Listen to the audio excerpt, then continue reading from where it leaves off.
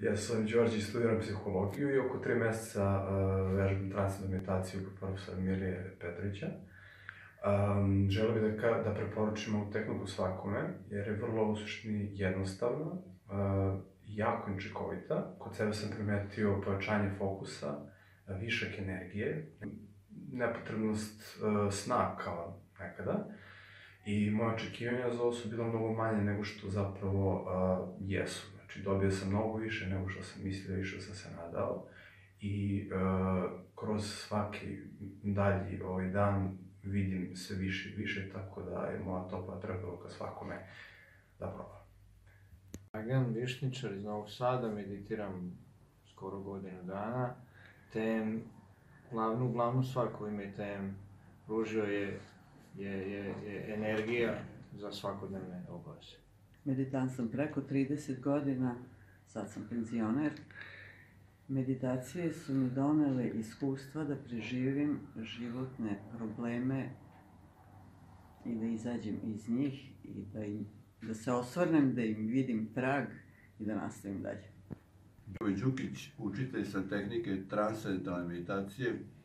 Samim tim što radimo preko 30 godina, sasvim je dovoljno da kažem da je ovo više nego dobro.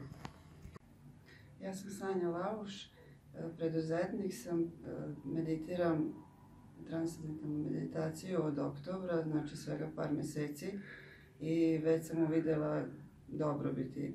Meditacija mi je donela smirenost i veću odlučnost.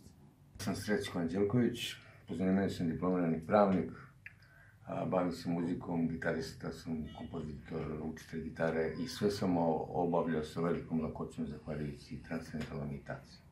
Denko Zetković, sada sam penzioner, radio sam ranije kao inženjer informatičke poslove.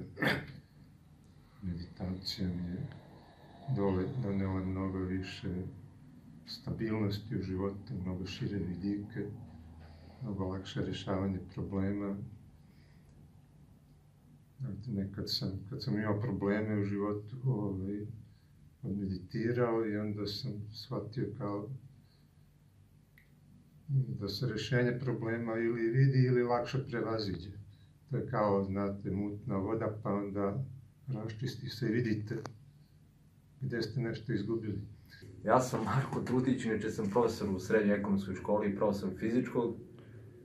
Temom se bavim 25 godina, a nekih zadnjih 15 godina sam učitelj tema, znači sam učiteljski. A šta sam dobio od tema? Pa bukvalno sve ono što sam tražio u životu. Za početak, mir onako. Jako sam bio nervozan kad sam bio mlad, ali temom sam došao do toga da, doduše malo nakon duže prakse, da pronađem neki svoj unutrašnji mir, a sa tim i što se kaže neko zadovoljstvo i sreću i jako recimo bolji odnos sa ljudima u odnosu na ranije. Ja sam Miško Jugović iz Beograda. Duže živim u Nemačkoj, tu nekih 50 godina, a i u Južnoj Americi sam malo isto 30 godina u Kolumbiji.